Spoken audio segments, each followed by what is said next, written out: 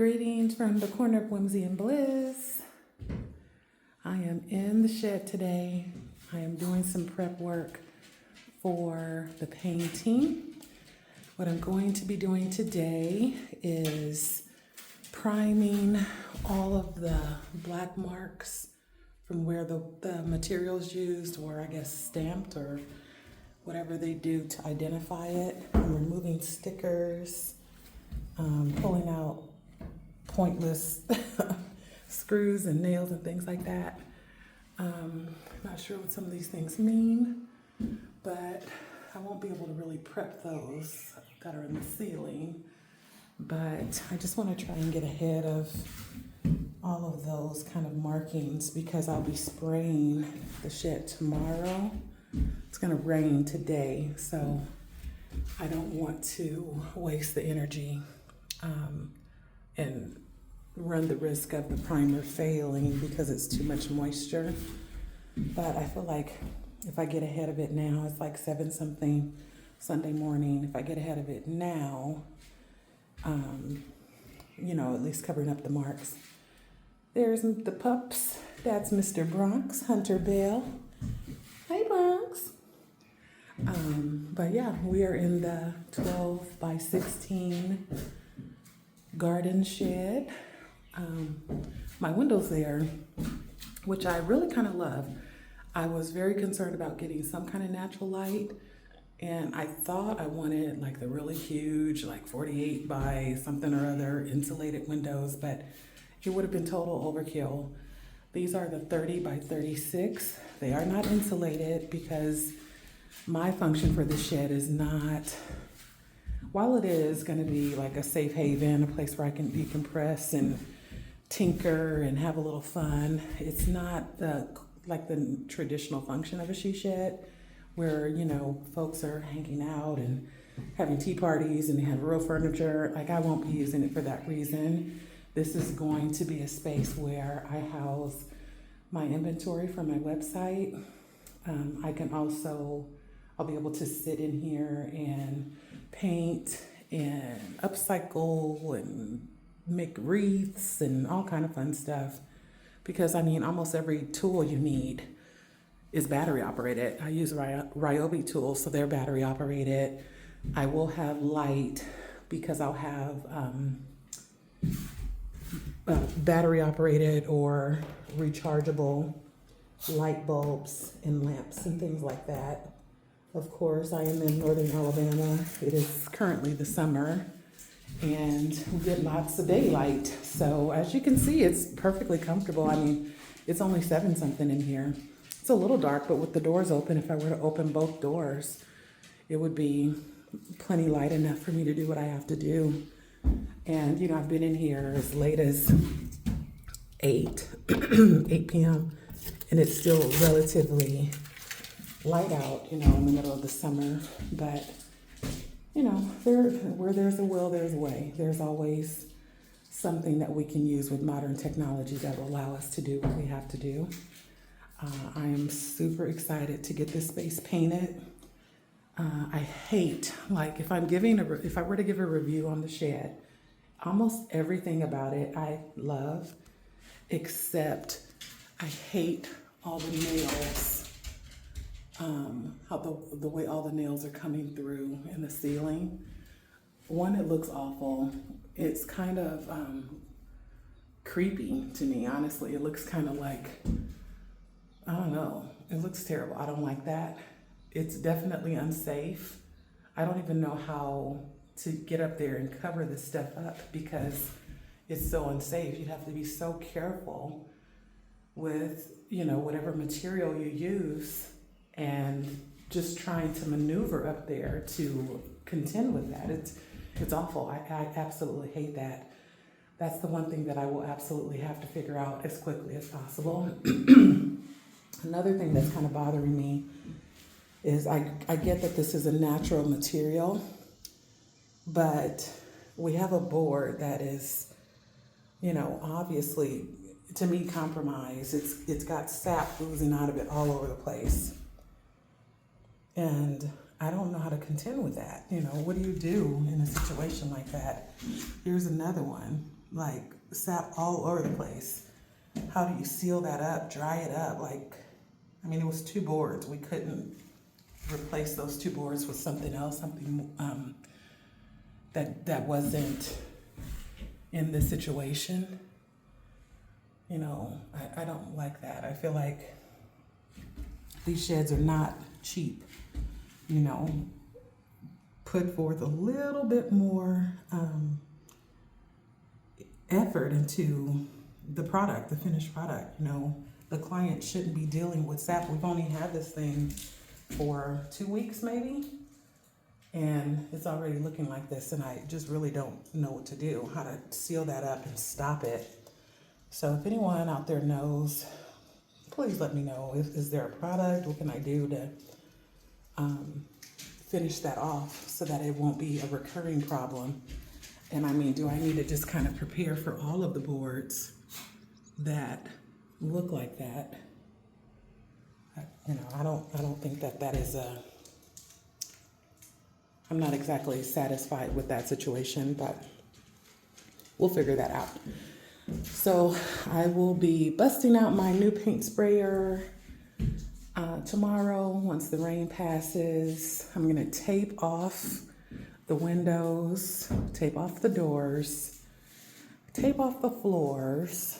I'm not exactly sure what I want to do about the floors yet. They honestly don't bother me. I do plan on putting a rug in here, basically to act as like wall-to-wall carpeting.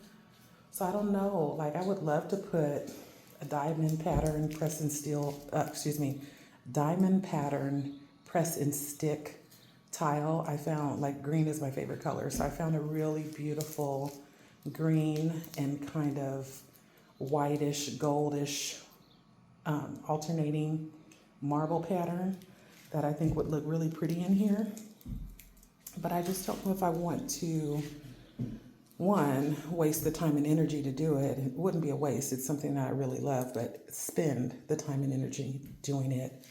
Or, you know, spend the money to do it. It would cost me probably about $400 or $500 in materials just to get it done for this 12 by 16 space. There's another spot that has sap oozing all over the place. Like, what am I supposed to do about that? I mean, I know it's made of wood, and yay, thank you for using real wood, but maybe not use the boards that are having problems. There's more sap up there.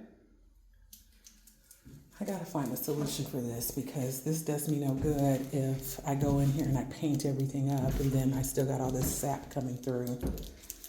And once I get this shed set up as my workspace, I do not plan on having to constantly move things around and, you know, repaint, and I don't want to do that. That's a waste of my time and energy. I do also work full time, and I work 10-hour days, 10+ hour days. There's some more sap right there. So I don't have the time, energy, or really endurance to have to go around and constantly rework everything. So anyway, I'll get off that rant. But so the walls are gonna get primed first because, as you can see, we are dealing with particle board. We're gonna prime the walls, and this stuff tends to drink up primer. We're dealing with 192 square feet of interior space. So I have enough paint and primer to put 3 coats of each on. And the reason why I am trying to do some primer, while this particular material is very smooth, I do think it'll be a decent finish after the fact. I want to try and even some of it out. I don't want it to be as rough textured. So the paint that I ended up choosing, according to all the reviews and everything, it's supposed to, I guess it has some type of leveling agent, and it's supposed to hide some of the lumps and bumps and imperfections to give you a more smooth finish. I hope that's the case. Now, this in the ceiling is obviously a different material. It's the more traditional plywood, or whatever you call this. What is this called? Yeah, I guess plywood. Chipboard, I don't know. it's a lot more rough. And then of course you got a million nails that are poking through from the shingles.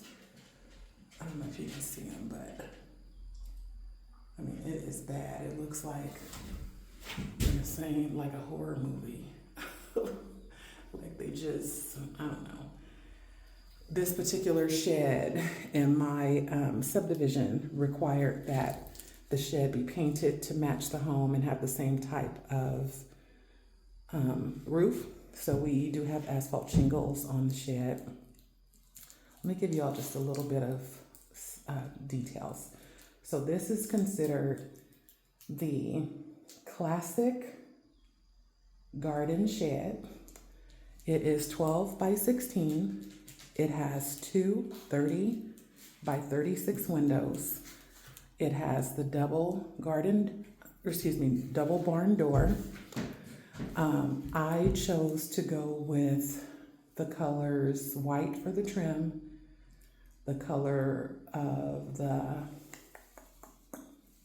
the siding is called, what is it called? Pine Bluff. The shingles are called Barnwood. And the door color, the exterior door color is called Burnished Slate. Now, one thing that they did right, those little pots there are the paint colors. So I'll be able to go into Sherwin-Williams. They do use Sherwin-Williams products. I'll be able to go in and order additional paint. There are a few places where I can see I need to make some touch-ups already. Again, I'm not going to be too incredibly particular because this is not going to be the super bougie, glammed up, fluffy, full of linens kind of space. It will have some beautiful things, like right where I'm standing. This beam here, as soon as you walk in, is going to have a big chandelier. Now, it's going to work. It doesn't seem like it's high enough, but it will work because right below the chandelier will be a vintage dining room table that I'll be using as my workspace. So on that table, I'll be able to pull and pack orders if I'm painting something, if I'm making a wreath, if I'm tinkering in any way, I'll be able to use the table in this position here. On this wall, which is one of the 12-foot walls, there'll be 3 5-tiered metal racks that will house and hold all of my interior decor. On this wall, the other 12-foot wall, the same thing, another 3 racks, 5 tiers.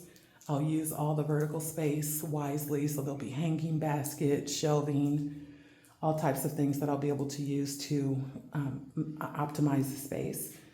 This wall here, which is the 16-foot wall, I'm going to, I'll treat this as like a place where I can showcase my furniture, any type of upcycles I do on furniture.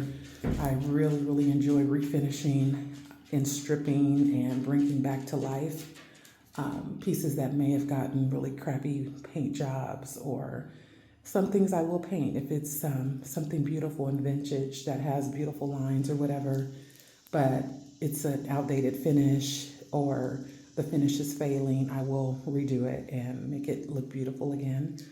So I know for sure on this wall, I have a ginormous vintage armoire that will be going in place. There's also a huge antique dresser that'll be going on this wall. I'll paint them all beautiful in my signature colors. Above the dresser, like right about there, is going to be shelving. So I'll be making some really cool corbels, some nice thick shelving. It too will house some of the finished pieces that I may have worked on. I will be using this space to record some of my YouTube videos as well. So I realize I'm probably echoing right now. I will have to contend with that. If you guys have any options or any suggestions, I'd love to hear it. So yeah, anytime I get any big pieces of furniture that would require some staging, they'll go up against that wall. I'll get them all painted up and pretty, get the photos taken. And then also when I'm recording, my back, like I'll be you know, my back will be against that wall. So, you know, anyone watching the video will be watching me, but you'll see all the beautiful pieces that will be lined up behind me. Uh-oh, the puppy, you okay, puppy? Let's go get some ice water. Auntie needs some tea also. We're a little stuffy, aren't we? We're a little, this is our first summer in Alabama, at least for me back in Alabama, his first summer here. So we're trying to deal with the temperature shift. And we're not doing so good. Like, we're both like dealing with air conditioner. We're all just kind of jacked up right now. So I apologize for how nasal and stuffy I sound, the heavy breathing. It's hot already. But we'll get her done. But anyway, there is the first little walkthrough of the shed, the before video. More to come. We'll see you back here on the corner of Whimsy and Bliss.